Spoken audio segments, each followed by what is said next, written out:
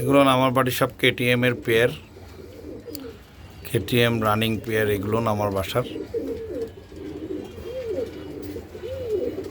দর্শকরা, আমার সাবস্ক্রাইবাররা, আমার ফেসবুক ফ্রেন্ডরা, আপনারা শখ করেন। শুনুন, মানুষের কাছে মিথ্যা কথা বলার কিছু নাই। কষ্ট করে কবুতরগুলোকে আমি এক করেছি, এক করে রেখেছি। আপনাদেরকে 2 নাম্বার কথা বলেও বিক্রি করব না, আবার করেও বিক্রি করব না।